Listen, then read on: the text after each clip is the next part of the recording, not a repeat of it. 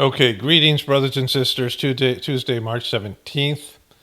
This video will be going up tomorrow morning on Wednesday. And do I have a bunch of stuff to get to about the war, which is always going to be the center of this topic. But I got some funny stuff to cover and just some bizarre stuff to cover with Candace J. Owens and Carolyn Levitt, the fake, what did I call her? Fake Christian Barbie truther. And that name is, it's hard to call her that when you have when the emergence of Erica Kirk. But this popped up on my phone the other day. 2 days ago, maybe yesterday. I don't know. Yesterday morning. If they come for Tucker, we ride at dawn. Really, nothing else to say here. We're not doing the Gulag 2.0 with these Bolsheviks' descendants. This is where Tucker Carlson says that the CIA was reading his texts and saw that he was communicating with people with Iran before the war, and they may be charging him with a crime. So this is an amazing statement here. We ride at dawn. Like, what do you think you're going to do? Post some more videos about how miffed you are? I'm really miffed. I'm miffed at this Tucker Carlson thing. I've had enough. I'm going to post a video, and then a bunch of people will post angry comments and share your video. Like, what are you going to do? What do you mean ride at fucking dawn? There's nothing they could arrest him. They could fucking denut him. They could hang him upside down. They could crucify him. And there isn't anything anybody can fucking do. There's nothing they can fucking do. You think, there's no protests. You don't have protesters. And no, that isn't going to do shit, right? What are you going to do? What's ride at dawn mean? What do you mean fucking ride at dawn? I've been doing this for a long time, and I know that the truth community, it has been denutted, and there's nothing that people can do. The only thing you could do is boycott things economically. We could cause an economic collapse by boycotting like Walmart or some shit or whatever. But people didn't. I suggested this when they did the Yad Apocalypse on YouTube. I don't even know if that would work, right? Because they want to take down the system. They want to take down the system. They want fucking chaos. They want people to go fucking apeshit. That's what they're going to be pushing for. And it's like obvious to everybody they're taking down the fucking system. We ride at fucking dawn. Like, you just to overestimate or just your importance to this whole thing. You talk shit about people on the internet. Like, that's all your job is. Like, there's nothing. You have no redeeming value. You have nothing that's worth anything. You're going to ride at dawn? Like, what do you have? What weapons do you have? What leverage do you have that you're not using now? What are you going to do? You're going to storm the CIA? You're going to storm Washington, D.C.? You have an army? You have any, what do you have like that we would ride at dawn? You're going to say shit on the internet to your group of people, and there's going to be some other people that, take clips of it and talk shit about you, and that's all that's ever going to be. There's nothing here. There's no power to change. People can change themselves. Everyone has the power to change themselves, which I was talking about extensively in the other video. And I'll talk about that here at some point. But there's nothing we have. We don't have anything. There's nothing here. There's no riding at fucking dawn. Oh, I'm so miffed. I'm miffed at them. You guys are really miffing me. I'm so upset. They've arrested Tucker Carlson, and I'm not standing for it. I'm going to post a video about it and everything. So that's what you do. And then this came in. Okay, so this is also popped in that same day from Candace Owens about Erica J. Kirk. Correct. Erica would have enough legal sense to know that if she boohoo cried and asked to end a deposition, and then we subsequently signed an agreement for confidentiality to hide her boo-boo breakdown from the public, it would be a bad idea for her then to violate the confidentiality, which really only benefited her. You see the beauty of being me is I love allowing the public in. I have nothing to hide. I intend to honor keeping mom about the emotional breakdowns she had. She has plenty to hide. Like, she's made up shit. Like, all this stuff about Charlie Kirk and all this stuff that she's, said that she's doing for him and all the things. She's said things that counteract or contradict what she's really, she's, her true relationship with Charlie and how he was so fucking complete sellout, which we'll get into in a bit, right? And then all the stuff with Mitch Snow, like, she hasn't brought that guy back on. and all that stuff. Like, you know, there's this idea out there that she was at Fort Huachuca, Erica J. Kirk, but the guy who said it was the worst credible person in the fucking universe, right? when we got a dose of him. She has plenty of shit to hide. I mean, she's just as deceptive as Erica. She's just smarter and better. She's more crafty. And she doesn't come off as flaky, but she still comes off as a piece of shit. Like she's, you know, the person that she presents is just like horrid. You see, the beauty of being me is I love allowing the public in. I have nothing to hide. And ended honor keeping mom and the emotional breakdown that you had. And I intended to honor keeping mom about the emotional breakdown you had. But we are not going to have you out there lying about what happened or why the case ended. It was over a question about cocaine usage, and you panicked when we asked about specific drug dealer. The deposition then got paused, and your attorney requested a judge to try to get the question dropped from the deposition. The judge took my attorney aside, and the question was valid and relevant. You guys then folded mid-deposition. You're inherently bird-brained, though, so you decided to try to publicly rewrite history. I'm not arrogant. I just don't fight on social media. So I'm not sure what happened. Maybe this person, Kimberly Kalak, said something about or showed something about Erica Kirk talking about this deposition. I guess she was suing Candace Owens, and they asked her about her cocaine usage in a drug dealer, and she had emotional breakdown, and they withdrew the lawsuit and asked to sign a fucking confidentiality agreement, which Erica Kirk has then broken, and now Candace Owens can talk about this whole thing.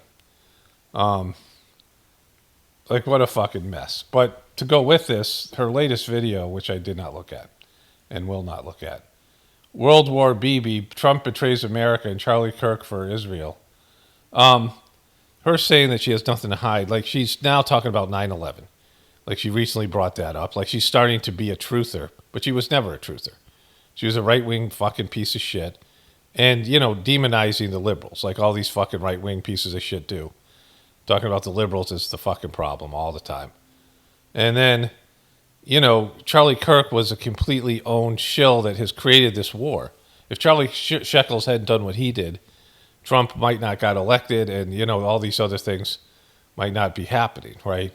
Charlie Shekels is a part of promoting the lies and the fucking agenda for Israel, and he got paid handsomely, which she said she dumped him. Like they were working together. She was a part of TPUSK, and he went and had a secret meeting with some Zionist donor, and then lied to her about it, and she was very upset. And Erica came into his life, and she got kicked to the curb, and she was pissed about it.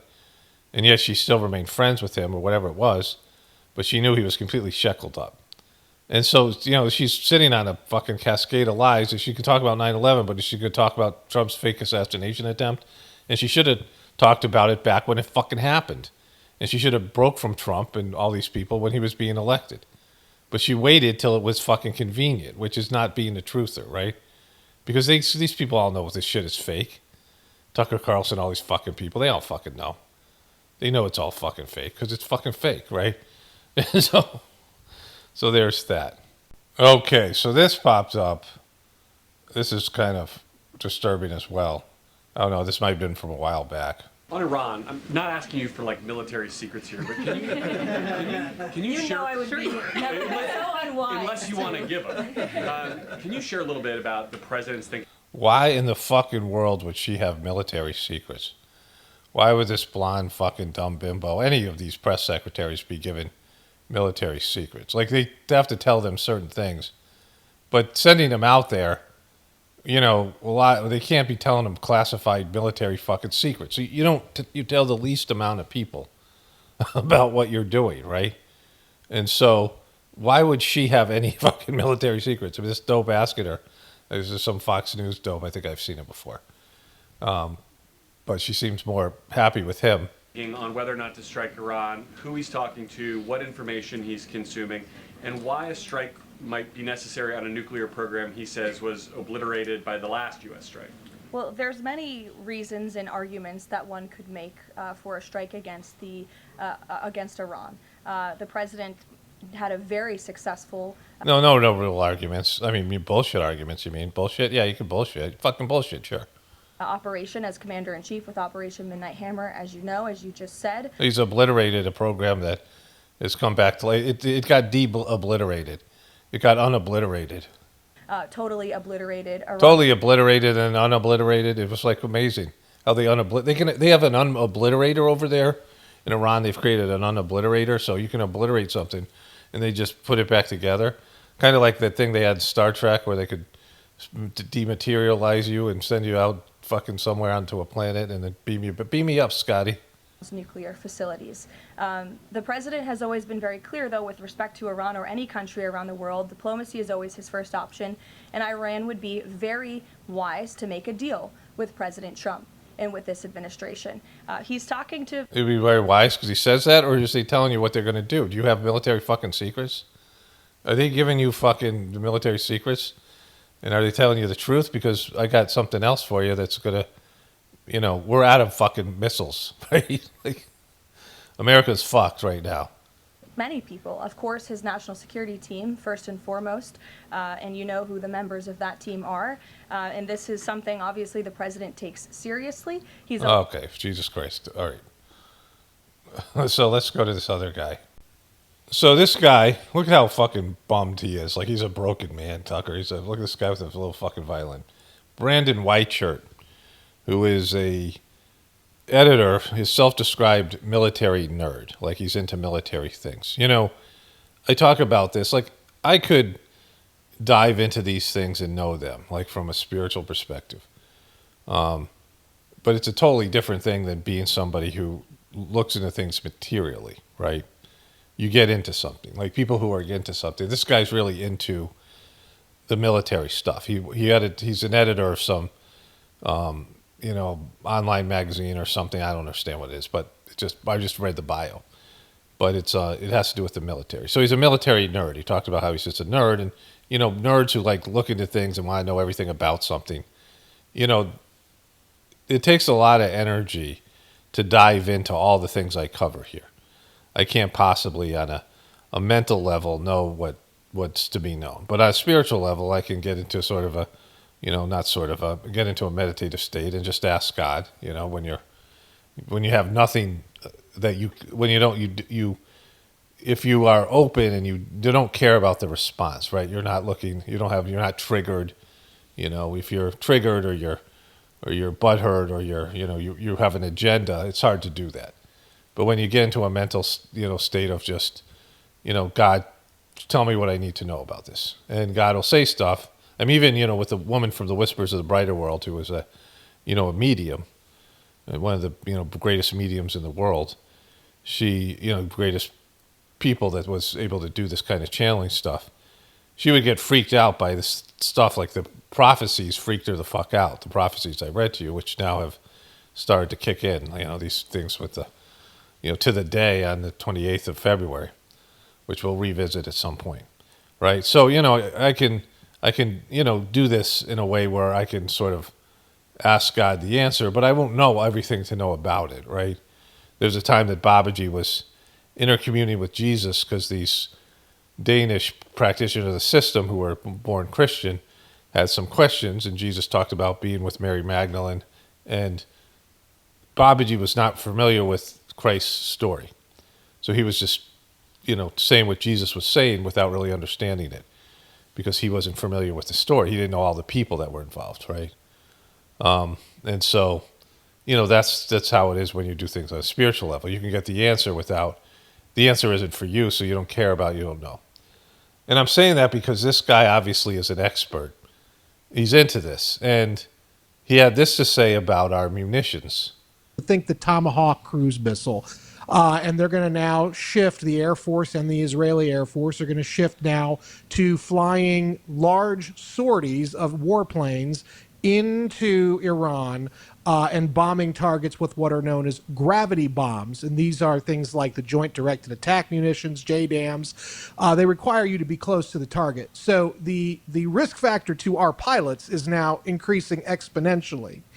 But I would just like to posit a theory, and it's just a theory, I actually think the real reason we are doing this shift is not because of realities or facts on the ground that are amenable to the U.S. and Israeli strategic position. I think we are being dictated to by the depletion of our stockpiles. Yes. And what I mean by that, I have. Okay, so, you know, Trump said he rebuilt the military, but he didn't have time to rebuild it. You know, like, it takes a while to make Tomahawk missiles, and this guy has the data on those Tomahawk missiles, which he's going to share in a second here.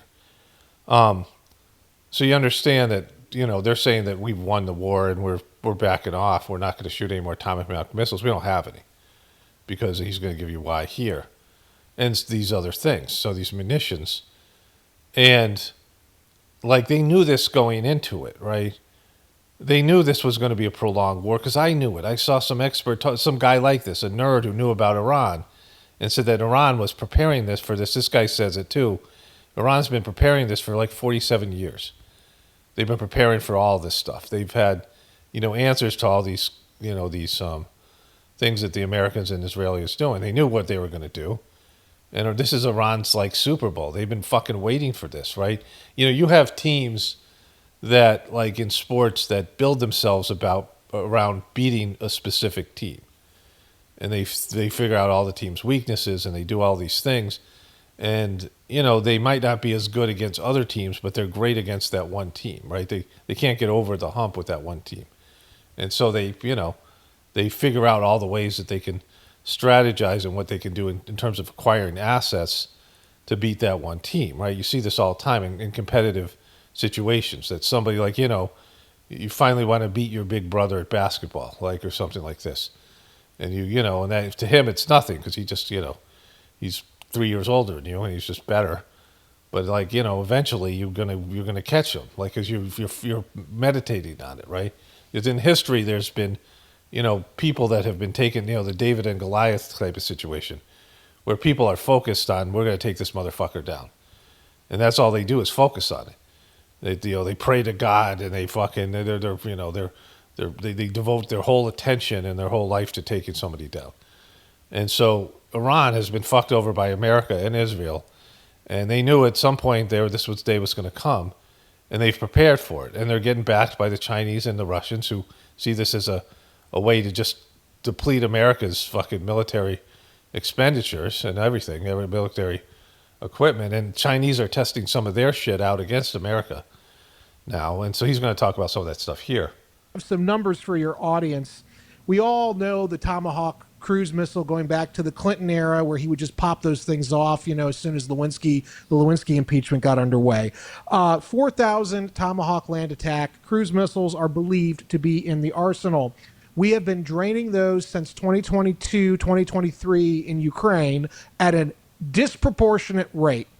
In the last 4 days of this conflict, we have expended 400 of those systems, which means that's 100 per day, with the operational tempo not ceasing. In 2026, the budget request was only for 59 new missiles. We need several hundreds every year. The reason we're getting such low numbers, Tucker, is because our defense industrial base is broken, and we have no business starting a world war or a major regional war, as we are in the process of doing. So this guy's just into this stuff, right? And so he said that Trump was bringing all the military-industrial complex guys in and yelling at them, saying they have to ramp up production, and they're going to tell them that it's broken because of corruption and all these various ways that our military-industrial complex is no longer functioning, because they get money for free. They get money from the government without producing shit. You know, it's a military-industrial complex, and now it's fucked. And they're only cranking out so many of these missiles, and they're using them. And they've used so many in the Ukraine. They gave so many to the Ukraine. And they gave all these missiles to Israel to defend themselves from these attacks. And Israel doesn't have any missiles left. We don't have any missiles to give them. And now they're having to drop bombs on Iran, which is, you know, they say that Iran's air defense is down. But Iran is a massive country. And they've spread their munitions all over the rural area. They've buried munitions. They've buried missiles. They've been acquiring these missiles. And so this is why Trump has got to cry to these other countries to come help him with the Strait of Hormuz. He doesn't want to bring his ships in there because they only got like two big ships. They got an aircraft carrier and they got something else. And, if those ships go down with all the missiles or whatever they have left, that's a huge loss. And so they've lost the war. They don't have anything to fight the war. They can go in with ground troops, which Iran has been waiting for forever. So I believe the real reason the U.S. and Israeli militaries are starting to get more daring and dangerous with their airstrikes is because they cannot afford to blow through the munitions that are already depleting. And it is in fact a race to depletion between us and Iran. And right now, I think the Iranians still have a very sizable, unused, increasingly sophisticated missile arsenal. Colonel Rob Manus is a friend of mine. He's a former Air Force colonel. He disagrees with me. He says, look, these missiles that are being popped off by Iran are basically a bunch of dead enders. It's going to fizzle out. And Hegseth made a sort of argument about that today, that there was a decrease. But I actually think that those dead enders, if that's what you want to call them, actually are probably still combat effective. And all right, so he goes on to talk about this quite a bit and saying, if we don't bring in ground troops, which has no benefit to us, but Israel, of course, wants us to, destroy ourselves. And Tucker Carlson's always talking about how, we're going to have to leave the region. And China's going to swoop in. We weren't able to defend all these countries, these asset countries that Iran's bombed the shit out of, right? Iran's going to win this fucking thing. And if we bring in ground troops, that's going to be a fucking disaster. And if we back down, that's a fucking disaster. As you all know, America doesn't fucking back down. Trump is whatever. But Trump's getting the reality that they can't do shit, right? And he has no idea what Iran has left. And Iran might just bomb the shit out of Israel so much with their missiles. And then Israel's going to be left with only one solution, which is to nuke fucking Iran. Like, that's like on the table. Like, this is a realistic possibility, which will change fucking everything. Like this, this guy's already said this is already World War III. Russia and China are fighting this war through Iran, proxy war, giving them munitions and support because this is a great way to take America down. Like, this is this is like Afghanistan for Russia. This is a huge mistake. And we've been fighting these world wars through proxy wars, and we're fucked with this one. Like, this has just fucked us. And we deserve it. Like, fucking, I don't feel bad about it. Like, it's fucking, this is what we deserve. Like, this is, we elected Biden, then we elected Trump. I mean, or whatever it was. Candace, we ride at dawn, fucking, we're just, there's nothing to do here. There's nothing we could say. There's nothing we have no ability to stop any of this kind of stuff. So there's that. Like, it was a mistake from the beginning because, Tucker Carlson, so let's see if I find it, if it's here or somewhere else. I heard him say something about this. So, holy shit, I went to eat breakfast, and this guy had just resigned, Joe Kent. I'll show you, this had just broken. And it's fucking bad here, bro. Just learned, get this, the director of the National Counterterrorism Center, Joe Kent, has just announced he's resigning. Okay, so I just want to point this out. I didn't hear it myself for 3 times I watched this, right? So I recorded and I showed my wife. He was the director of counterterrorism. So he would know if Iran was a real terrorist threat, right? So let's establish that. He's a Trumper, MAGA guy. So there was another guy. When I first turned it on, it was later on in the story, and the guy was saying, they can't say this guy has Trump derangement syndrome. He has been a Trump supporter. He's a Trump guy. And so there's, they might still, they'll say, because they said about Marjorie Taylor Greene, I'm sure they'll trash this guy. But in MAGA land, that ain't going to fucking fly. I mean, the dumb fuck MAGAs that don't know anything, sure. But this guy would know if Iran was a threat, because he says they're not, right, later on. Just learned, get this, the director of the National Counterterrorism Center, Joe Kent, has just announced he's resigning.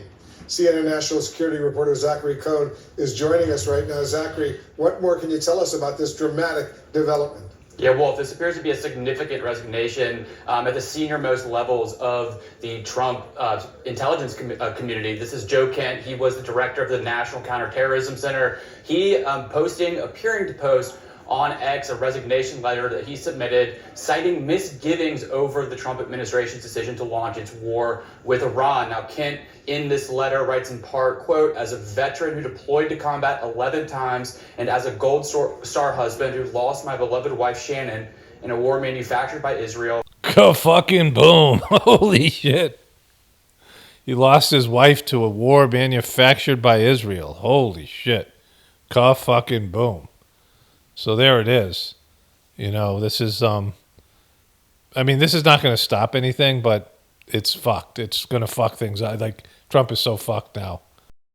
11 times, and as a Gold Star husband who lost my beloved wife Shannon in a war manufactured by Israel, I cannot support sending the next generation off to fight and die in a war that serves no benefit to the American people, nor justifies the cost of American lives. Now, Kent, in his apparent post on X, does also seem to suggest that there was no imminent threat that it has been used and cited by the Trump administration as justification for launching this war against Iran. He says that essentially the administration manufactured this idea of an imminent threat, and that is part of the reason why he's decided to resign from his post today. Okay, so they don't want to read it, right? But I will. I'm not afraid to read it. After much reflection, I've decided to resign from my position as Director of National Counterterrorism Center, effective today.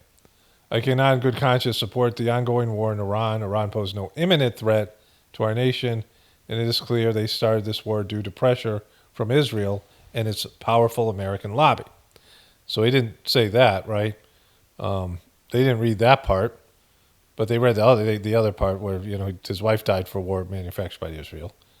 It's been an honor to serving under POTUS and DNI Gabbard and leading professionals at NCTC. May God bless America. He is still saying he's loyal to Trump and a Trumper. And he would know, because if he doesn't know that there was no threat, like if he knows there's no threat, then there's no threat. He's National Counterterrorism Center. So, like, I don't know what they told him was the reason. They might even came out and said, well, we got to do this because of Israel. But he would know if this was Israel's war. And he just fucking said it. Again, they can't say this guy's Trump derangement syndrome. They can say he went crazy or he's lost. You know, they'll make up some bullshit because Trump will, you know, he's shameless in his lying. But this fucks him because, you know, I mean, everybody kind of knows this is true. This is a MAGA guy. And now this is out there. This is Israel's war. We're doing this on behalf of Israel. This will be cited and said over and over again. I'm sure people are going nuts on fucking Twitter X right now. And so this is, you know, this is fucking huge in terms of discrediting this fucking war and president.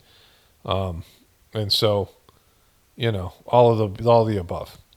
Okay, so, you know, I just want to add something here, and I'll talk about this at the end more. Given everything I've showed you just thus far, and there's like 3 more things to show you just about this, and Trump, I've already started covering him and you know, J.D. Vance, who both said things that would indicate that they weren't in favor of a war like this, right? Both of them had come out and said shit like that. So that's the first part. And now they're reversing themselves and they're being called about it, and, you know, a little bit. It's not. And then Trump gives another press conference. My wife sent something to me. I haven't watched it. I'll show you that clip, and then we'll cover that. But I've already covered the other things, these clips that you're going to see. And then the stuff I already showed you about the Tomahawk missiles being depleted, all this stuff. But there's only one conclusion here. They're destroying America. This is the destruction of America. Trump hasn't been told that, but he probably fucking, you know, even he could figure it out, that this is about taking down the empire because it's not sustainable. We all know this. Most of us know this for years. This is the only reason for it, you know, and destabilizing the globe, depopulation. Like, they have to depopulate. They have to do things. And, you know, I mean, the whole system is not sustainable. The debt-based system is not sustainable.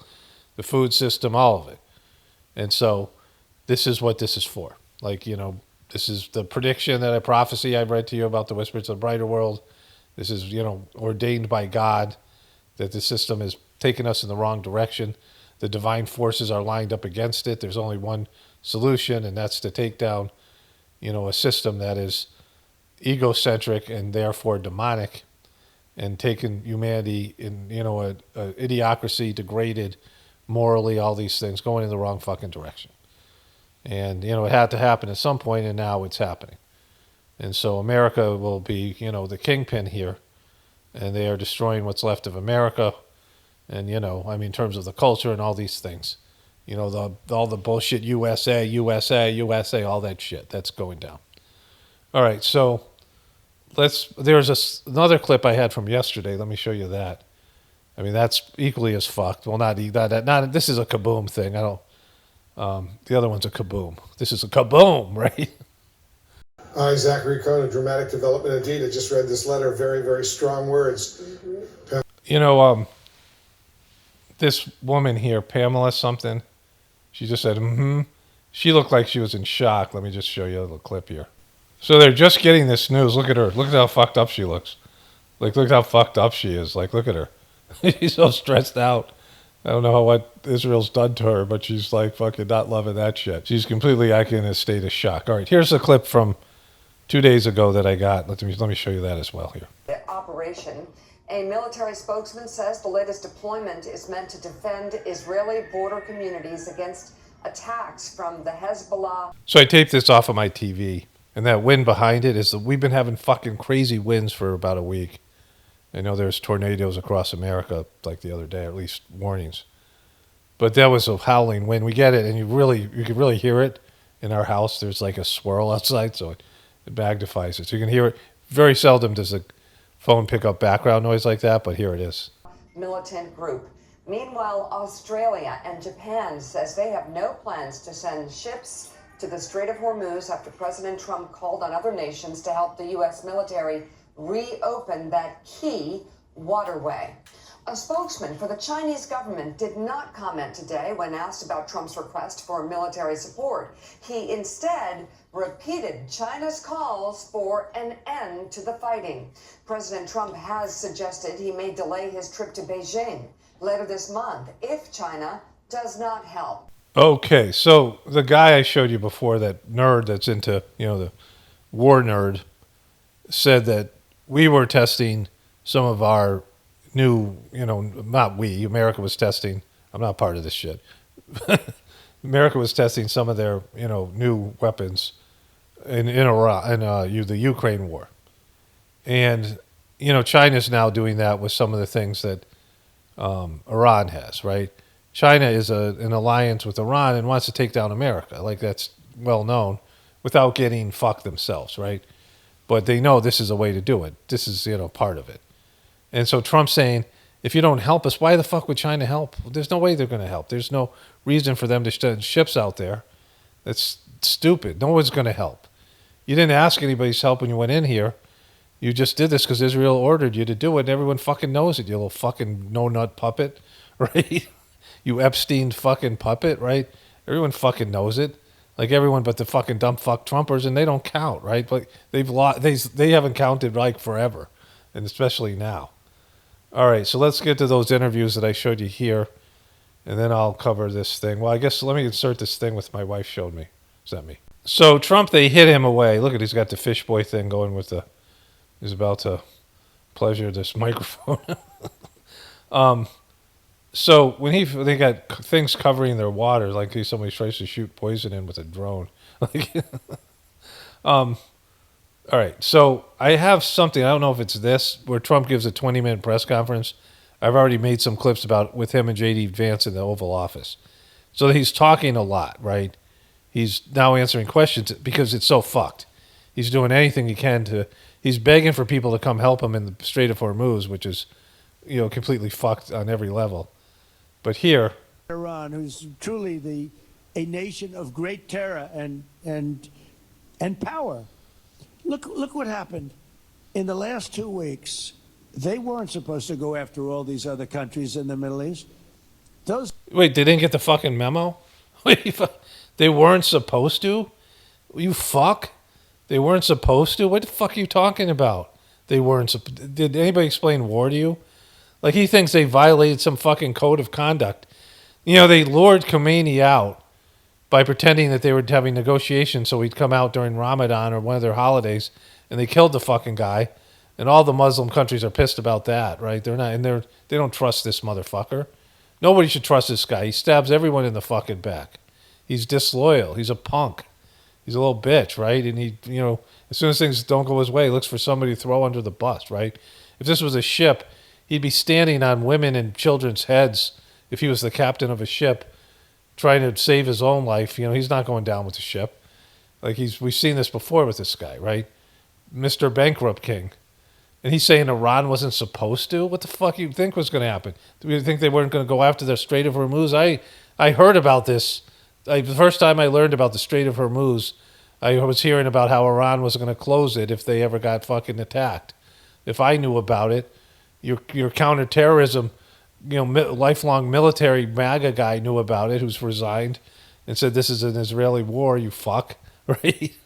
In the last 2 weeks, they weren't supposed to go after all these other countries in the Middle East. Those missiles were set to go after them. So they hit Qatar, Saudi Arabia, UAE, Bahrain, Kuwait. Nobody expected that. Nobody expected that? Holy shit. So that's what nobody expected that? That's what you're going to say? Nobody expected that? What the fuck? You putz. You don't say shit like that. You're supposed to expect that, right? Nobody expected that. Yeah, well then you're out of your fucking depth, right? You're getting fucking punked. Nobody expected that. You didn't know they were gonna fucking fight back and they were gonna go after your fucking allies and go after the fucking world's oil. Then they were gonna. You're like, this is the kind of shit that he always does. If this war wasn't started by Biden. If I was president, it wouldn't be started. I wouldn't have this war. They never would have done it if I was here. All these little fucking excuses the way he blames Biden. No, you fucked up, bro. You're a piece of shit. Like this is, you've started something you shouldn't have started. And you're destroying the fucking country. Again, this is divine will. Like I'm much more generous than the rest of the people that cover this kind of thing because I know this is divine will. I know this is part of a divine plan. Because it's been taught in my system for years that this was going to come about. And it's been obvious to me it has to. Even if it wasn't taught in my system, even if I didn't do Sajmarg, I would know this just from my life. I know that America's fucked. I know America was fucked when I was a kid, right? I mean, we have the part that people like to look at, the USA, and the excellence and the beautiful buildings and the efficient system that many of us grew up with. There's great things about America. I'm not saying there isn't. But, there's the dark side to America, and what it takes to generate that good side is evil and fucking ego, and and the way people have become weaker and weaker and shittier. It's a bad system. The system either makes people greater and better and brings them closer to God, or it does the opposite. It does the opposite in our system's case. So the system has to come down, and the people have to change. And, the system coming down isn't the hard part. It's the people having to change is the hard part. And that has to be, whatever. But this guy. Nobody expected that. We were shocked. And the other one. You were shocked? What the fuck are you saying that? They fought back. They could have yielded. They could have yielded? They didn't cooperate? They weren't going to yield. They've been preparing this for, first you come in and you say, death to America and death to Israel. That these guys were willing to use a nuclear bomb if they had one. But they're going to yield? Like, it's one or the other, motherfucker. It's one or the fucking other. Either they were going to fucking hit Israel with a nuclear bomb, and whether they're madmen who are obsessed on death to America and death to Israel, and that they are the state sponsor of terror, and that they were going to yield and they were just going to fucking bend over and take it, like you do from Netanyahu, you fuck. You thought they could have yielded? The fuck are you talking about? Yeah, they could have. Because what? You've dropped a few fucking missiles? Get the fuck out of here, you piece of shit. The other one, they fought back. They could have yielded. But think of it, if we weren't around, they had tremendous power. They had thousands of missiles. If you weren't around, what the fuck are you talking about? They wouldn't have hit those other countries. They have no fucking beef with those countries or whatever beef they have. They wouldn't be doing this. And we're not there to fucking stop that shit from happening. I mean, we were, but that's fucked now, right? Most of which we've terminated. They had thousands of drones. They were making drones and missiles all over the place. We've knocked out most of those factories. I mean, now they're sending out 2 or 3 missiles. Now, you know, they've still got some. They might have 8% left. But mostly they've been eliminated. Okay, no one believes you because you just said shit like that. Like, you didn't even know they were going to hit those other countries, and now they're out of missiles. You're out of missiles, motherfucker. Admit it. Like, we're out of fucking missiles. You like, fuck. And this isn't even our war. You're unraveling. Your fucking administration's unraveling. You're losing people. Holy shit, bro. What a fucking disaster. Okay, so, Tucker Carlson, I can't find that. I heard this thing, I don't know, it's a couple of videos ago. I was covering one of his bullshit things he was doing. But he said something that was kind of funny, that he said, you know, these guys believed, or they were trying to sell to America, that you take out their leader, Iranian leader, the supreme leader, and a democracy would spontaneously just show up, you know, would bloom in Iran, and that never happens. Like, Trump knows that when he said regime change wars. If you take down one regime, usually the regime, taking down the leader is not taking down the regime. If they want to take down the whole government, they're going to have to send in ground troops, right? But you can't bomb a regime out of existence unless it's like a nuclear bomb and you kill everybody. Like, that's killing like everybody, not just the regime. But, you can't bomb it out. Like, it's a massive country that's been preparing for this for quite a bit of time. But America apparently was negotiating with the supreme leader, and during, I believe it was Ramadan or one of their big holidays, and made it sound like we're still in negotiation right before they struck. So they lured the guy out. Like, the guy was out because he thought that they were negotiating. And America, like, basically was completely deceptive. And other leaders in countries around the world know that this happened, that they lured the guy out just to kill him. And this was, this is Israeli, fucking slimy Israeli. I mean, America does slimy shit all the time, but, this is typical for, Israel. They do, like, they're just the worst at this. And America's now, like, lost all credibility in terms of these negotiations. Like, this was, it's like having, a parlay, in Pirates. We're going to have a parlay, right? And there's just, you don't kill somebody during a parlay. Like, you can't do it. Like, once you do it, then it's fucked. Like, everyone's like, you don't do this, right? This military action under the president's leadership, I think all of us, whether you're a Democrat or Republican, should pray for success and pray for the safety of our troops. That's the approach that I've taken. I'm not praying for that. Fuck you. That's not how I pray. I would pray that God's will is done. Whatever God wants is done. Not what you fucking piece of shit want. Not what our country wants. See, this is, I don't know. Maybe it was Tucker, maybe it was somebody else I heard talking about this. That you can't, that Israel and America have different inevitable interests, right? And, which these people are all talking about, but they also claim to be godly people. And when you're a godly person, and I say this all the time, you can't serve two masters. And what your country wants and what God wants are often different things. Or what God's plan is and what your country wants are two different things. Especially in the age of egoism. And so you have to, if you're going to serve God, you don't pray to God for what your country wants or what Trump wants or what you want. You pray to God to ask you to accept what God wants you to do. You serve God, right? Other than that, you're a piece of shit. Like, just, doing your own thing, and you're saying, fuck you, God. And God, please, I know I'm doing this wrong thing. Can you make this wrong thing go really good? Can you fix it for me? I fucked up, but can you make the fucked up thing your will? Can you change your will and your plan because I'm fucked up and I do fucked up shit, right? That's what people do all the time. As successful as possible. So there's no hesitation, given your past statements, with the current operation? What do you mean there's no hesitation with my past statements? Given your skepticism of foreign adventurism, you were a critic of the global war on terror previously. Well, I think one big difference, Phil, is that we have a smart president, whereas in the past we've had dumb presidents. And I trust that's the difference. That's look at him. That's the difference. We have smart presidents. A president goes into a war when we don't have enough fucking missiles and and goes into a war that's basically run by another country, a smaller parasitic country that doesn't give a shit about our interests at all. That's just a fucking, in fact, wants to kneecap us so they can do whatever the fuck they want in the Middle East. President Trump to get the job done, to do a good job for the American people, and to make sure that the mistakes of the past aren't repeated. Absolutely. Thanks, sir. Look, JD's been great, but here's the simple thing, and I have, some people, I don't want wars. I want wars less than almost anybody. Peace through strength. But you know what? I've watched Iran for a long time.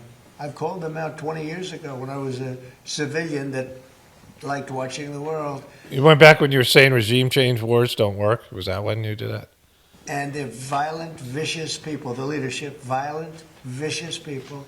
Okay, so just so it's known, America is the number one fucking killer of people. We dropped nuclear bombs on Japan. I mean, horrific things, killing everything, not just people, but everything. And, we built the bombs and dropped the bombs. And so, we're the only country to bomb people with nuclear bombs. But, we're the evil empire. We're the bullies. And it's not just the wars that we've created, but it's the weapons that we've given to other people and sold, and all the munitions that we've been given to all these other countries, including Israel, but not just Israel, and all the pain and suffering that's been caused by that. And then what we've done to regime changes and destroying governments, what we did to Iran years ago, what we just did to Libya. We've done more chaotic bullshit things and created more problems for people. We've created more suffering than any other country in modern history. Like, we've fucked up the world in various ways. Economic sanctions, like, there's nobody more evil or violent than we are. We have our football culture. We have more violence in our. We were supposed to be the military for Europe, and so there was a psychological operation to create as much violence as possible, which we've done. Like, that's what we do, right? So that's a completely false statement. Iran is violent. People suck. I was talking about this. Thou shalt not kill. That, like, people need to hear that because people are fucking murderous. We have violent porn in our movies. So much violence in our movies. We love violence. We love fighting. We love all these things. And we like to frame it as there's a good guy and the bad guy, so it's okay. Violence is okay as long as there's a good guy and a bad guy. As long as we call ourselves the good guy, we're the heroes, our violence is justified, right? And so we spend more on military than any other country, substantially so. That's our number one thing. Our number one thing is military. Thank you for your service, all that shit, right? And so, like, don't pretend we're not the most violent country. We're the most violent country. We produce, the video games and the violence that we produce and all these things. We're focused on violence. We love violence. Civilian that liked watching the world. And they're violent, vicious people. The leadership, violent, vicious people. They killed 32,000 protesters over the last 3 weeks. They put out a memo 2 days ago saying, if you protest, we will shoot you and kill you in the streets. And somebody said, oh, there's not that many protests. Well, first of all, there are bombs going off all over the place. But even if there weren't, who's going to do that? Who's going to do it? They don't have any guns, and the other ones have latest in line machine gun, right? And every form of gun you can have. They shoot them right through the middle of the head. They're violent people. If they had a nuclear weapon, they would use it. And sometimes I'll have some of the people that, feel very strongly, like I do about wars. And I say, do you think Iran is violent? And do you think their people are violent? Yes, leadership. Do you think they should have a nuclear weapon? Which is massive power. I don't even want to discuss how powerful. We know this is Israel, bro. This is about Israel. Israel, and what if Israel drops a bomb on them when they don't have a nuclear weapon? Like, what are you going to say then? Like, fucking, you just make up bullshit because they fucking own you. Like, it's all like fucking bullshit, right? And so, there's that. So Trump, they hit him away. Look at, he's got the fish boy thing going with he's about to pleasure this microphone. So when they got things covering their water, like somebody tries to shoot poison in with a drone. Like, all right. So I have something. I don't know if it's this where Trump gives a 20-minute press conference. I've already made some clips about with him and JD Vance in the Oval Office. So he's talking a lot, right? He's now answering questions because it's so fucked. He's doing anything he can to. He's begging for people to come help him in the Strait of Hormuz, which is, completely fucked on every level. But here, Iran, who's truly a nation of great terror and power. Look what happened in the last 2 weeks. They weren't supposed to go after all these other countries in the Middle East. Wait, they didn't get the fucking memo? They weren't supposed to? You fuck? They weren't supposed to? What the fuck are you talking about? They weren't. Did anybody explain war to you? Like, he thinks they violated some fucking code of conduct. They lured Khomeini out by pretending that they were having negotiations so he'd come out during Ramadan or one of their holidays, and they killed the fucking guy. And all the Muslim countries are pissed about that, right? They don't trust this motherfucker. Nobody should trust this guy. He stabs everyone in the fucking back. He's disloyal. He's a punk. He's a little bitch, right? And he, as soon as things don't go his way, he looks for somebody to throw under the bus, right? If this was a ship, he'd be standing on women and children's heads if he was the captain of a ship trying to save his own life. He's not going down with the ship. Like, we've seen this before with this guy, right? Mr. Bankrupt King. And he's saying Iran wasn't supposed to? What the fuck do you think was going to happen? Do you think they weren't going to go after the Strait of Hormuz? I heard about this. The first time I learned about the Strait of Hormuz, I was hearing about how Iran was going to close it if they ever got fucking attacked. If I knew about it, your counterterrorism, lifelong military MAGA guy knew about it, who's resigned, and said this is an Israeli war, you fuck, right? In the last 2 weeks, they weren't supposed to go after all these other countries in the Middle East. Those missiles were set to go after them. So they hit Qatar, Saudi Arabia, UAE, Bahrain, Kuwait. Nobody expected that. Nobody expected that? Holy shit. So that's what nobody expected that? That's what you're going to say? Nobody expected that? What the fuck? You putz. You don't say shit like that. You're supposed to expect that, right? Nobody expected that. Yeah, well, then you're out of your fucking depth, right? You're getting fucking punked. Nobody expected that? You didn't know they were going to fucking fight back and they were going to go after your fucking allies and go after the fucking world's oil, then they were going to... You're like, this is the kind of shit that he always does. If this war wasn't started by Biden, if I was president, it wouldn't be started. I wouldn't have this war. They never would have done it if I was here. All these little fucking excuses the way he blames Biden. No, you fucked up, bro. You're a piece of shit. Like, this is, you've started something you shouldn't have started. And you're destroying the fucking country. Again, this is divine will. Like, I'm much more generous than the rest of the people that cover this kind of thing because I know this is divine will. I know this is part of a divine plan because it's been taught in my system for years that this was going to come about. And it's been obvious to me it has to. Even if it wasn't taught in my system, even if I didn't do Sajmarg, I would know this just from my life. I know that America's fucked. I knew America was fucked when I was a kid, right? I mean, we have the part that people like to look at, the USA, and the excellence and the beautiful buildings and the efficient system that many of us grew up with. There's great things about America. I'm not saying there isn't. But, there's the dark side to America, and what it takes to generate that good side is evil and fucking ego, and the way people have become weaker and weaker and shittier. It's a bad system. The system either makes people greater and better and brings them closer to God, or it does the opposite. It does the opposite in our system's case. So the system has to come down and the people have to change. And, the system coming down isn't the hard part. It's the people having to change is the hard part. And that has to be, whatever. But this guy... Nobody expected that. We were shocked. And the other one... You were shocked? What the fuck are you saying that? They fought back. They could have yielded. They could have yielded? They didn't cooperate? They weren't going to yield. They've been preparing this for, first you come in and you say, death to America and death to Israel. That these guys were willing to use a nuclear bomb if they had one, but they're going to yield? Like, it's one or the other, motherfucker.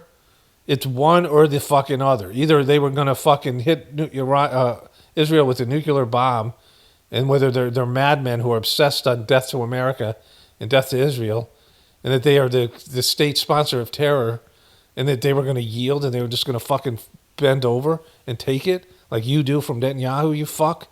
You thought they could have yielded? The fuck are you talking about? Yeah, they could have, because what, you dropped a few fucking missiles? Get the fuck out of here, you piece of shit. The other one, they fought back. They could have yielded. But think of it, if we weren't around, they had tremendous power. They had thousands of missiles. If you weren't around, what the fuck are you talking about? They wouldn't have hit those other countries. They have no fucking beef with those countries, or whatever beef they have. They wouldn't be doing this. And we're not there to fucking stop that shit from happening. I mean, we were, but that's fucked now, right? Most of which we've terminated. They had thousands of drones. They were making drones and missiles all over the place. We've knocked out most of those factories. I mean, now they're sending out 2 or 3 missiles. Now, they've still got some. They might have 8% left. But mostly they've been eliminated. Okay, no one believes you because you just said shit like that. Like, you didn't even know they were going to hit those other countries, and now they're out of missiles. You're out of missiles, motherfucker. Admit it. Like, we're out of fucking missiles. You like, fuck. And this isn't even our war. You're unraveling. Your fucking administration's unraveling. You're losing people. Holy shit, bro. What a fucking disaster. Okay, so I'm going to wrap this one up here. There's so much stuff. I got to go through Twitter. But this is a good way to roll out. So this is the guy in charge of the Anti-Defamation League, which is, trying to censor anybody who has a negative opinion about Israel, which is blown up because this guy, this counterintelligence guy who just resigned, I mean, that's fucked. That's so fucked. Like, it's just, there's just no way back from that, right? They'll say whatever, but he's lost marjorie. Trump always loses people. He turns on them, they turn on him. It's just this typical Trump 101. But here, this guy. Just look at what happened in the days after the U.S. and Israel launched the military operations against Iran. I mean, whatever your views on the conflict might be, and reasonable people can hold very reasonable differences. What happened next was not about policy. It wasn't about geopolitics. It was about blame. Blame. Blame, blame. Everyone knows your name. And the blame, as it so often does, was placed at the feet of who else? Who else? Who is it? Who else is it? Was it Canada? Was it Nova Scotia, Canada? Was it France? Was it Madagascar? Who was it? The Jews. Oh, man. No way. Them again? Why are they getting blamed for everything? Fuck. I mean, that's just wrong. Why blame them? I don't understand. For some, they pointed fingers at the Israelis who... Six fingers. They claimed, whispered a few too many times in President Trump's ear. Okay, so you have to be retarded to not know this is Israel's fault. Netanyahu came out and said, I've been waiting this for 40 years. Everyone knows Israel has a hard-on for Iran. Israel's biggest thing is Israel has the right to defend itself. And that the Jewish people needs a safe place to live because everywhere they've gone that isn't their country, they somehow piss everybody off in that country and get kicked out. And it's not every Jewish person, obviously. It's the fucking, and this is coming from Jewish people. This is Max Blumenthal saying this, and this is, Dave Smith saying this, and that other guy, whatever his name is, I'll think of it in a second. But these are guys who say that there's a division, and, I've seen this for years with one of the Facebook pages that I've liked or subscribed to or whatever you do there is, Jews against Palestine, Jews for peace or something, right? These are people who live in Israel who are upset about the way the Palestine people are being treated. It's like, there's a number of people that are on that side that are upset by the way that they've conducted this stuff, right? But, their view is that they get to defend against any threat because they have been targeted for years, but never thinking that maybe, at least in part, it's something to do with them.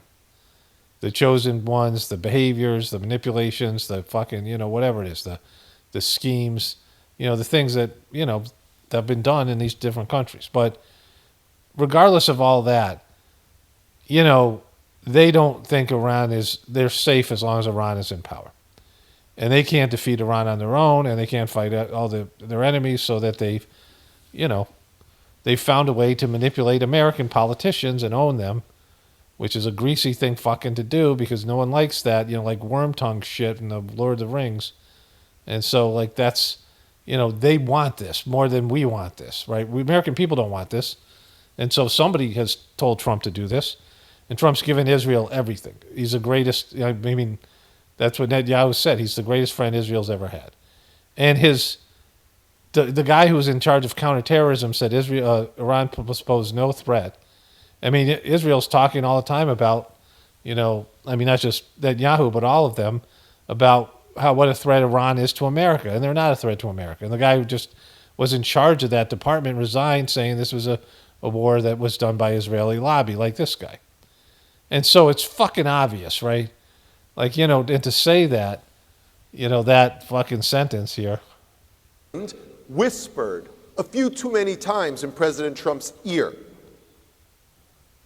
For the senior senator from Maryland, a state with one of the most large, most active, most observant Jewish populations in America, he blamed AIPAC, which he slandered as un-American. Then there's the U.S. congressman who stated that he stands against the, quote, neoconservatives who led the U.S. into the current war. And instead, his words, he's proud to stand with Hassan Piker, one of the most outspoken, toxic, virulent anti-Semitic influencers in the world. In the world, this guy. You can't say that. You can't fucking say those things. Got to close down that freedom of speech. All right, so that's a good place to end there. But, this is getting fucking bad, right? Okay, breaking news, Trump. We don't need any help with Iran. He's trying to reverse begging those countries to help him with the fucking Strait of Hormuz. But he was asked about Joe Kent. Mr. President, your director of national counterterrorism, Joe Kent, he just resigned today. He said he can't support your conflict with Iran. What's your reaction to that? And did you? Well, I read his statement. I always thought he was a nice guy, but I always thought he was weak on security, very weak on security. Oh, are you shitting me? This is his fucking response? He's weak on security? You made him the head of fucking counterterrorism. He was the director of counterterrorism, which, you're supposed to be hard on terrorism. You talked about how you're such a hard guy on terrorism. Why would you put a guy who's weak on security as director of counterterrorism? Like, this is the bullshit. Does this work with your fucking dumbass supporters? They still buy this shit, right? Because no one else is buying this shit. Like, you think we're all retarded? What do you think's happening? If the guy's weak on fucking, either you're a fucking complete moron for putting somebody weak on counterterrorism as the director. You guys are big on fucking terrorism, right? Like, holy shit. Like, this motherfucker, right? Thought he was weak on security, very weak on security. I didn't know him well, but I thought he seemed like a pretty nice guy. But when I read his statement, I realized that it's a good thing that he's out, because he said that Iran was not a threat. Yeah, they weren't a threat. Like, everybody fucking knows it. Iran was a threat to our interests in the Middle East, possibly, and a threat to Israel, which owns you. But they could not do anything to America. They didn't have the capacity. Russia has missiles, intercontinental ballistic missiles that could destroy America. Right? We know that. Like, that's there. So they're a threat. China has whatever they have. They're a threat economically in other ways. Iran was not a threat. They're a threat to some of our allies and some of our resources, but they've been a threat for years. And they were pretty much, they were controlled. You did this with zero. There was zero credit. There was nothing new that happened. You mean you didn't act your whole first term, and they were a threat that whole time? You didn't do shit about that. You didn't do any of this shit, right? So why were you being a pussy your first term? And so this has gone on for years. Iran was not a threat, but now they're a threat because of your fucking actions, you dumb fuck. Iran was a threat. Every country realized what a threat Iran was. The question is whether or not they wanted to do something about it. If they thought they were a real threat, then they would do something about it. They don't even want to do something now, right? When you're fucking ass deep in this fucking quagmire you've created. And many people, many of the greatest military scholars are saying for years that presidents should have taken out Iran because they wanted a nuclear weapon. They were... Again, you don't take somebody out because they want a nuclear weapon. You don't do that. Like, you could have done that with every other country. So, this is just silly. If we didn't do the attack, or if, I'll go a step further, if I didn't terminate the Iran nuclear deal given to us, one of the worst deals ever made by Barack Hussein Obama. Remember Barack Hussein Obama, it's his fault. Remember that guy? Fucking Barack Hussein Obama? when they sent Boeing 757s over there, loaded with cash, hundreds of millions of dollars. You would have been very happy. This was a wonderful. They sent hundreds of millions. People forget that. Does anybody remember? Right? You remember? Yeah, it was like fucking 10 years ago. Hundreds of millions of dollars in a Boeing 757. I think they had two of them loaded. They took the seats out. No, the seats, they had no seats, too, Boeing. How much cash was in there, Trump? And they put cash. And it was so much that there wasn't a bank in Virginia, Maryland, or D.C. that had any money left. They stripped them of all their money. You mean all those banks had no fucking money? All the money that was supposed to be for their fractional reserve system, they had to give their money out. The government didn't print money. They took it out of fucking banks. So much so that none of these banks had any fucking cash left. What the fuck are you talking about? Have you lost your shit? Like, what's happening with you, bro? You shouldn't be saying that. Like, you know, they know how much money was given, right? So if they're saying that Maryland and Virginia and Washington, D.C., you know, very developed areas and with massive banking, you know, there's a lot of the banking system in the South and North Carolina, these areas, right? There's like, you know, hubs of banks. And you're saying these banks were broke? And how did they give the money? Did the government borrow it from the banks? Like, how did they get the money fucking... I mean, it's like silly shit he's saying. And stuff he shouldn't be saying. Again, you had a guy who was in the military and lost his wife to what he called a war that was created by Israeli lobby. And he wasn't going to be involved in that kind of bullshit, right? A second time around. And so there's lots of soldiers that are turning on this war. They don't want to go to war for what they consider a war for Israel. They don't want ground troops. They're not doing that. You have a fucking rebellion on your hand. You're fucking cracking. They got the Strait of Hormuz. You're begging fucking other countries to help you with the problem. Then you come out saying, yeah, we don't need help with war. What the fuck are you talking about? You're losing your shit, bro. You came out, you said they were attacking people. They didn't have permission to go attack all these other people. You know, they could have surrendered. They could have surrendered. But surrender. You lost your shit, man. What's happened? He's got no fucking mojo. Put it into place. Sent it to Iran, almost as ransom. That's not going to happen with Trump. And nobody ever... Except when you start begging them to fucking open up the Strait of Hormuz again. Anything about. Nobody ever said anything. Can you imagine if I did that? So they've been. Yeah, we could. It would be a lot better than what the fuck you're doing now. I would rather have fucking a couple of planes full of cash so that you could make sure they don't get a nuclear weapon that way, and open up the country to inspectors and have some kind of presence there, so that you could check on that shit. Like, the only reason he didn't like the deal is because Obama did it. He thought he was so much smarter and better than all these old school politicians. And he could have been. They're not great, but at least they listened to their advisors and they didn't shake everything up, right? They have these long-standing policies, you know, CIA and the fucking, you know, they do evil shit.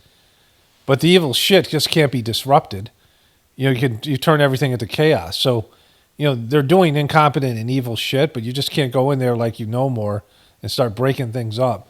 You know, president terms 4 years, 8 years. These things are going on for 20, 30, 50, 60 years, right? You know, there's continuity of government. These agencies are there forever. They're lifetime workers. And, you know, a lot of them suck. I mean, I'm not saying that these are, you know, great people doing great shit, but evil shit has to happen to keep an evil system going. And, you know, it's not like he's a good do-gooder.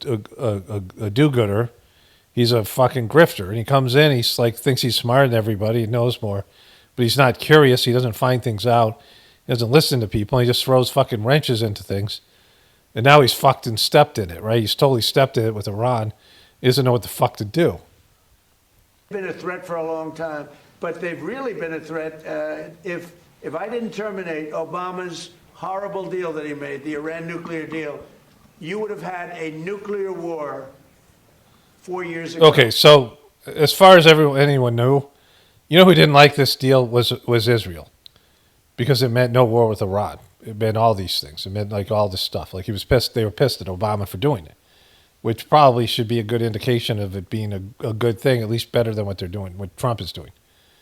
But, you know, this is about Trump wanting to be smarter and better than Obama. Because the reality was Iran wasn't trying to get a nuclear weapon during that period of time. And if they dropped a nuclear weapon on Israel, Iran would be gone. Like America would bomb the shit out of them and they'd be over. Like that would be it. Like, so they're not fucking suicidal or stupid. Like he just said that they're playing chess over there. Then what the fuck? You know, like you can't say these things that contradict each other. I mean, he does all the time because he's a walking fucking grifting piece of shit who's been exposed years ago and should have went to fucking prison. But instead they gave him a second chance to bury America, right? You would have had nuclear holocaust, and you would have had it again if we didn't bomb the site. So when somebody is working with us that says they didn't think Iran was a threat, we don't want those people because... We don't want those people, so it's good riddance to you? Some of you disagree with our position? Some people, I guess I would say that, but they're not smart people or they're not savvy people. Iran was a tremendous threat. And virtually every NATO nation, and this is the thing, if they told me it wasn't a threat, and therefore they don't want to help, but when they say it was a threat, and it was a major threat, every one of them, I think every one of them, I don't know. Everyone, we'll just take your word for it because you're always so fucking truthful about what other people say. You're such a reliable fucking source of what other people say. You never make shit up to embellish your own bullshit and, you know, make yourself look better than you actually are. They're totally reliable. That said they're not a threat, but when they say it was a What about threat, Spain? Like Spain said fuck you to the war, and you wanted to cut off all ties with Spain. As president, you want to cut off all fucking relationship with Spain because of what they said. What about this guy? Like, what is he going to become?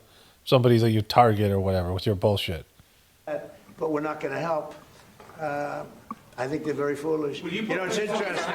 It's interesting because I could say this, that what's happening in Ukraine, we're probably in there for $400 billion. We don't spend any money anymore. They buy it from us and they pay full price. But Biden gave them between $350 and $400 billion of equipment and cash. Yeah, boy, he sucks, and so does Barack Hussein Obama, but Jesus Christ, that doesn't excuse your suckiness. And boy, do you suck, bro. Someday they'll have to find out about the cash. And you could say that wasn't a threat, you know, we're helping them. So we help them. So we help them, and that's okay? That you make an excuse for your bullshit? Because of the fucking bullshit that corrupt Biden did? Right? Like, they weren't a threat. Yeah, so fucking Biden shouldn't have gone in there. But, you know, like he had a relationship with the Ukraine. He was grifting just like you are. You dead-eyed fuck. Look at this dead-eyed fuck right here. And they didn't help us, and I think that's a very bad thing for NATO. Mr. President. Are there any repercussions for NATO, and are you still going to China?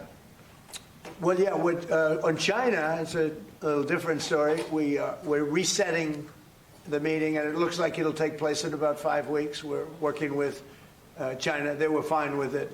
We're going to say, I look forward to seeing President Xi. He looks forward to seeing me, I think. But I do look forward to seeing him. We have a good relationship with China. China actually has become economically for us very good, as you know. It's much different than it was in the past. Under the other guys. All right, so fuck this guy. I don't know if he's going to say more about Kent. But, holy shit. Like, when when you talk about a guy that you put in a position to deal with something as security, as important to security as anti-terrorism, probably the most important thing, according to their bullshit, is, anti-terrorism, because we don't really have, in terms of what Iran was going to do, was anti-terrorism. And he had access to all this data that we don't have, and he says that this is a war that was done by Israeli lobby, and it didn't have to be done. And he's telling the truth, and everyone fucking knows it. And you're going to say he's weak? But you put him in that position? Like, Jesus, fuck. This guy, man, what a fucking piece of shit. Okay, so we should all know this by now, because it's very clearly obvious. This is a most recent case, maybe the most flagrant. Well, first of all, this idea of outsiders, because people see the dumb fucks that run for office and how fucked up they are and all the stupid shit they say. But a lot of that is because they can't tell the truth. They can't use common horse sense and, just be a straight shooter, because they're supposed to lie to you. That's their job, because they're covering up for lobbyists and their handlers and the government itself. And so they're just lying all the time. And so when they're not real people. Like, they're not sincere. They're not genuine. They're not authentic. And so there's no good candidates. Like, they're just, when you become a politician, you have to think about what you say. And Trump was refreshing because he wasn't doing that shit for the most part. He's a lying grifter. He's a piece of shit. But he was just saying whatever he thought. And he was saying things that, he wasn't going to be able to uphold those things. But he just said them because he knew people wanted to hear them. Like all politicians do, they break promises, but Trump was just so far gone. And he was coming in like an outsider, like, I can just go do this, right? But when you have a dysfunctional family, like, I have a master's in counseling, and I know about group therapy and group dynamics and families and dysfunctional families and all those things. You can't come in as an outsider and fix it. If you, more often than not, you just get pulled into their drama and bullshit, right? Like, that's what happens to these dysfunctional, everything's a family, whether it's a governmental agency, you have your work family and you have your home family and all these things. And your work family, if it's dysfunctional, it's going to stay dysfunctional, it's going to get worse, and it's just going to eat people up. We're trying to fix it. That's just the way it's always gone. Like, it's the way it is, right? So everybody should be aware of that. When Trump came in, and there was going to be time where he was going to not be able to do all the things he promised. And he promised things and then did the exact opposite, and he's all over the place. But eventually, it was going to be something like this, where he was going to go against everything he was supposed to believe and everything the MAGA movement was about, which is to get America into a forever war based in not what America first is, but in terms of what Israel wanted. And now these dumb fuck MAGA fucks, either the ones like Tucker Carlson, who may or may not, he looks like he's dying, the guy, because of what's happened. And I don't know how sincere that is, and I don't think he's that good of an actor. But it's these, these people who are just random people, and they don't know what to fucking do with themselves, right? Because now they realize Trump is a complete fraud. And not only is he a complete fraud, he doesn't do what politicians do, like to keep the system going. They have to fucking fall on their sword. They have to do things. And one of the things they have to do is not contradict themselves in such an obvious way. But Trump just doesn't give a fuck. And it was, it was kind of amusing. I enjoyed it his first term, but now it's problematic and it's just horrific. So he comes out and he says this guy who was just, resigned because the guy is freaked out by what Trump did and that this is a war that's being created by Israel. And he says the guy he put in charge of counterterrorism is weak on security. And he's always thought that. Like, you can't say anything fucking stupider than that. And any politician would know you can't say shit like that. Because they're going to say, then why the fuck didn't you fire the guy or not hire him at all if you thought he was weak on security? Why would you put somebody in charge of counterterrorism, right? Why would you put them in there if he was weak? Like, that's immediate response. You don't even have to be that great a thinker to figure that out. And I'm sure everyone on the internet's saying the fucking same thing I am, right? But he doesn't give a fuck. Like, he doesn't care what you think or what the press says. You know, everything's fake news. And he's doing great, and he's the greatest guy ever. And if you're against him, then you're against America, because he's synonymous with America. But, you know, like, that shit's just sailed. Like, nobody buys that shit. Like, you know, I mean, whenever that was effective, it's not effective now. I mean, it's going to be time where Fox News is going to start after calling this motherfucker out, right? Like, he's going to lose these institutions. He's going to start hearing about it Fox News. And then as the catastrophe unfolds and he realizes he's the fucking fall guy. Like, when he realizes he's the fucking fall guy. And so, like, he's kind of getting it now, but not fully. Like, he still probably has some pipe dream about how this is going to work out, but he's the fucking fall guy. The other thing I was talking about with this Jonathan Greenblatt, or whatever his name is, the guy who's had the ADL. You know, in terms of people and stereotypes, like, I'm not a big person to get into that kind of stuff. You know, I know about them. When I was young, I didn't like it. Like, when people talked about stereotypes, it wasn't, you know, I had a natural sort of resistance to it or aversion to it. But, you know, stereotypes with, you know, not 100%. You know, there's always outliers and anomalies. But you have things due to your genetics, and you have things due to your culture that make you into a certain person. Like, your way that you see, the lens in which you see the world. You know, Americans are different based on where you live, whether you live in the city or the country, where you live in a red state or a blue state, when you know, if you're a Christian or not, or your ethnicity plays a factor in it. And people are different in the North and the South, and, you know, all these people have different accents, and they have a different lifestyle, they have a different orientation to life, right? And you go to these places where people in America are quite different from you. You know, people who live in vacation towns and in the South are way more laid back than people are in the New York City. You know, everyone's got their local kind of stereotypical behavior, right? And then you have Americans as a whole. You know, I went over to India, and I was pissing a lot of people off. You know, there's this Russian girl that I was hanging around with who was quite mad at me for being so American, and, you know, and for them, you know, because I'm blunt, and I would just say shit, you know, in a different attitude. And to some of these European people and fucking, you know, whatever, they didn't like it. And I can totally understand why they felt that way. But they didn't see their own shit, right? Like, that was where I wasn't fucking saying I wasn't an American piece of shit, right? But, you know, they weren't owning their shit. Like, I could see. They you know, they didn't believe they had to change, or their culture had warped them in some fucking way. Like, I saw it right away when it was reflected back to me, and I didn't really give a shit. Like, I don't take it insulting when people talk about Americans being arrogant, because, you know, it's true, right? Master Chargy talked about American arrogance, and I was the only American sitting there, right? So arrogance was something that, I mean, I have now, but it's been cleaned out. But it's, you know, was way worse back then. You know, it was there, and anything that I realized about myself that needed to go, I was willing to, you know, work on, and, you know, and let it. I mean, I wasn't clinging to any of these things. Like, there was nothing in my personality configuration I was going to cling to, but I wasn't denying it. You know, and there's ethnic things about me that, you know, I don't really have much connection to. I'm, you know, part German, part Irish. I'm a quarter German, a quarter Irish, a quarter Italian, and a quarter Albanian. So, you know, I'm a fourth of each of these things, and I have some, you know, knowledge about these different cultures, and I have some identification with it, but not really, right? But in terms of all these things, you know, there are cultural things and there are religious things.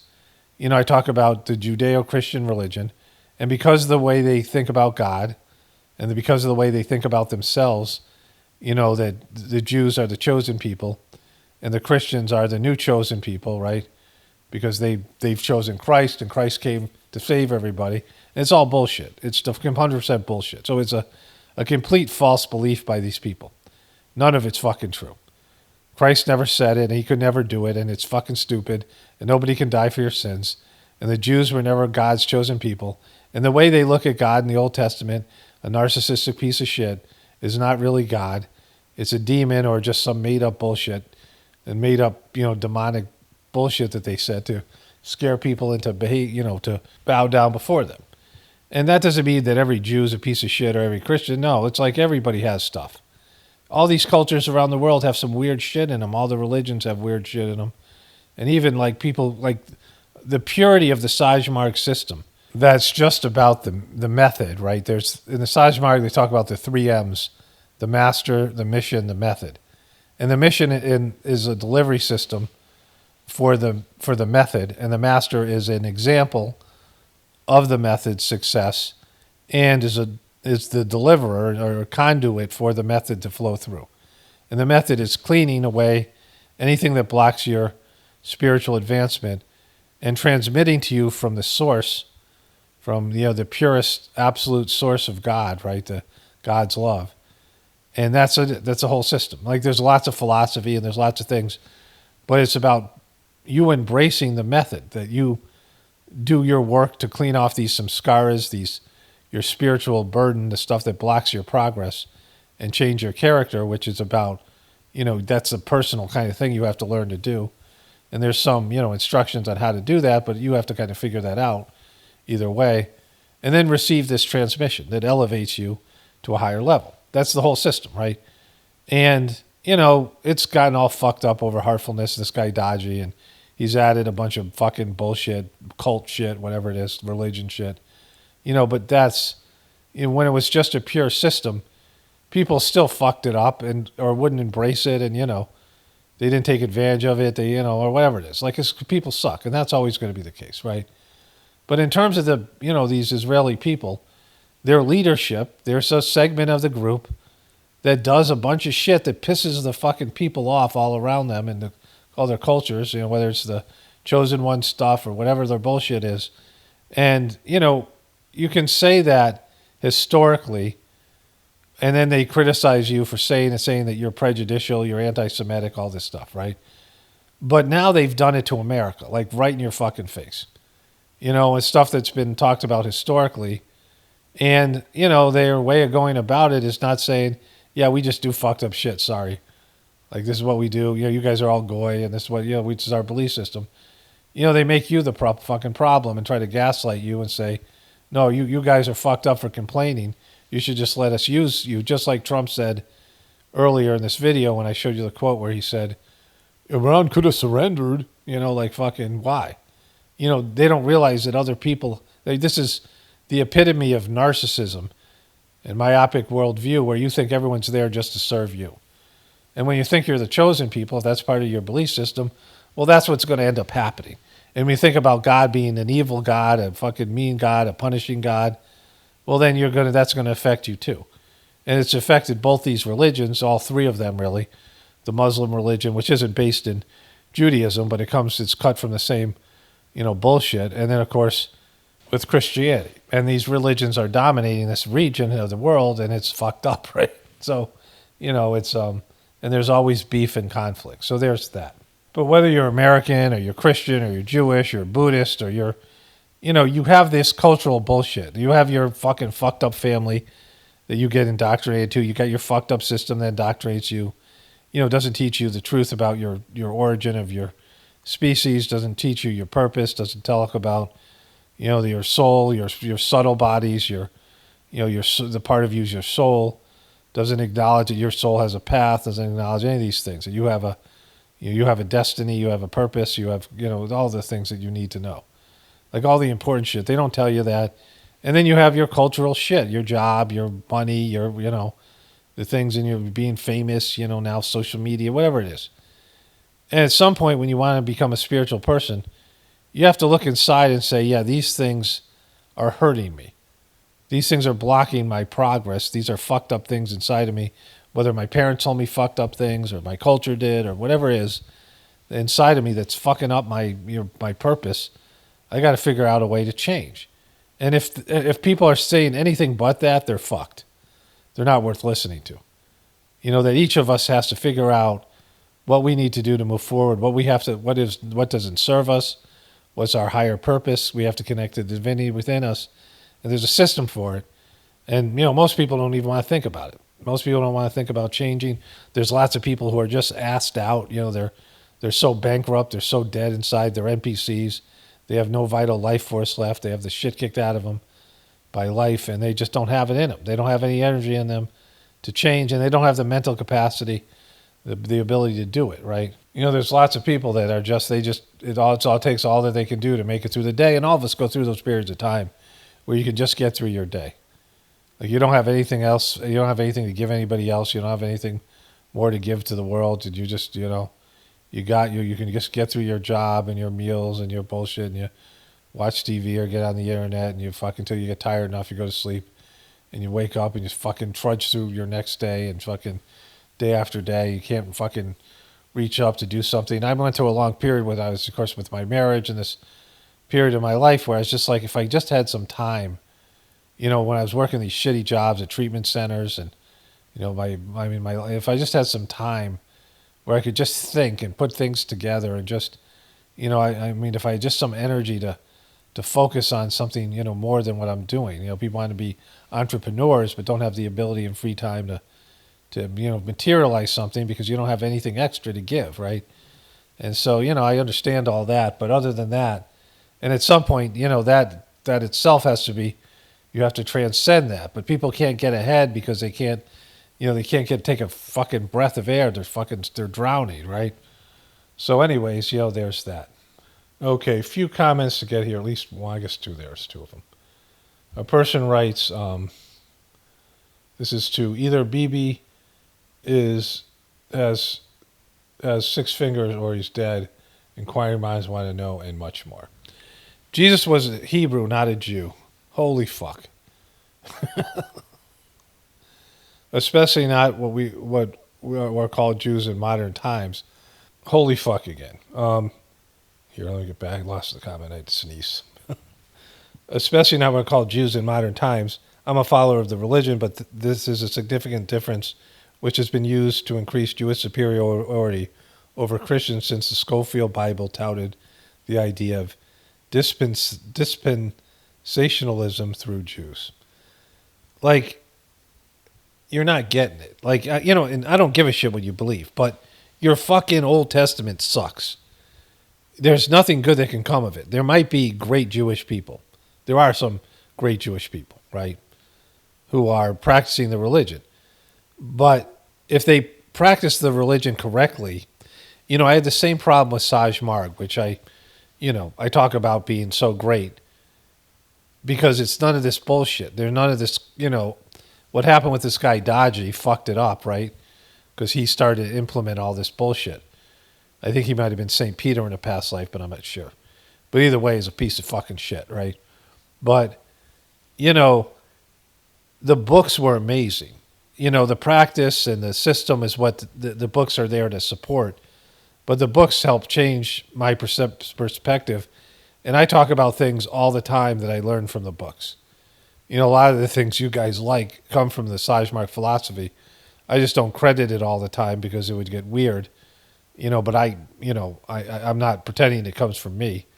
And the books re-educated me in a way that I can't even explain. But it took me a while to understand the other people who loved the practice. And some of these people were much more devoted. They gave, money, lots of money, time, and energy. I mean, they were 100% devoted to the system. They didn't read the fucking books. And when I started having beef with some of these people over the UN and some of these things, it's because they didn't read the fucking books. And they were still doing their old bullshit, their old rituals, their old religion. Babaji and Charji had been really upset about that because he said, this is a whole new fucking system. You don't need all your old bullshit. In fact, it gets in the way. It hurts. But, either you believe in things or not. Like when the Whispers of the Brighter World prophecy, either it was going to come true or it wasn't.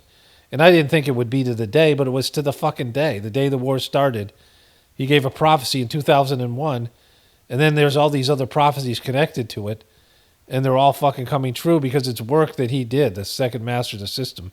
He was ordered to make all these things happen.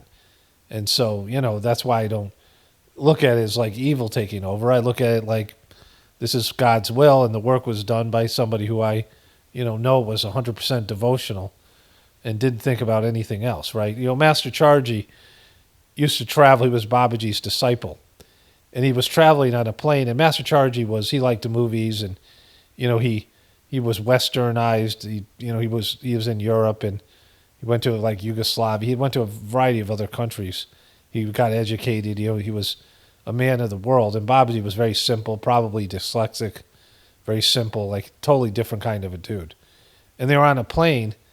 And, you know, Chargy was trying to watch a movie. They're traveling to Europe together, and Chargy is, you know, his chief disciple, and he's there to kind of, you know, help Babaji. Babaji's an older person, and, you know, he's there to, you know, shush, you know, be like a bouncer and shush people away and interpret things for Babaji. Babaji wasn't as well-spoken as Chargy, wasn't as polished, as educated.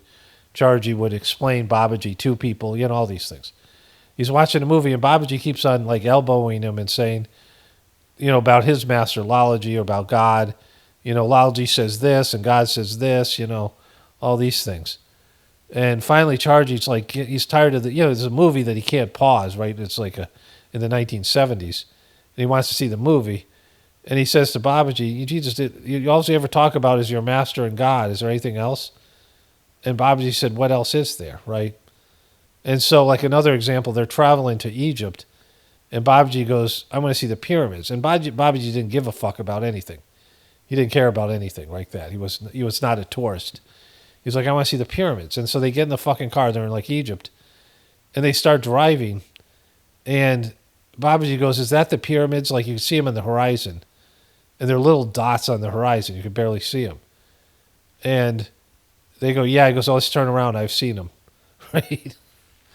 And they're like, well, let's go see them. Like, you want to see them? Let's go up close. They're kind of, you know, they're important. And later on in the Whispers of the Brighter World, he said that these are extraterrestrial interplanetary relay stations. Like, that's a definition of these whispers that he gave after he died in these whispers messages. But when he was alive, he didn't want to see them. And they go, why did we come out here if you didn't want to see him? He goes, well, people will think me a fool in the village if I go to Egypt and don't see the pyramids. And so... So, you know, and he didn't want to look like a fool to the village that he lived in. You know, he thought it would be bad for the mission if people thought he was that crazy not to see the pyramids. But he went to see them, right? But anyways, you know, if you don't believe in what you believe in, if you don't read the books, then you're not a real Christian. And a real Christian believes that the Jews are the chosen people, and the Jews believe that too, right? Whether you call them Hebrews or Jews or whatever it is, it's in their fucking book. And, you know, you can be smart enough to know there's a lot of bullshit in your book, but your book says these things in it, and your religion is the book. You know, your religion are these books. It's tradition and books and rituals and other things that are in the books. So the book is all and everything, and the book sucks. And so your religion sucks. And if you're doing it right, you suck, right? If you're a good Jew, or you're a good Hebrew, or you're a good Christian, you suck because you're following shit that sucks, right? You're following a book that sucks. And it's just that simple. There's better things out there, and you just don't want to find them because you're still stuck in your bullshit, right? And then somebody wrote, most people who say COVID isn't real aren't saying that people aren't getting sick. We are saying things like no virus because it never was isolated. The way would be isolate something to prove its existence. Yeah, you're not fucking getting it, right? Because they told me I wasn't sick. And so everybody saying that kind of bullshit, who would leave comments saying that, who gives a fuck? Whether, I don't know if it's a virus. I don't believe the official story. I think it's a biological weapon. I don't know what the fuck it is, right? I think it was something they created to do what it's doing now to so many of us.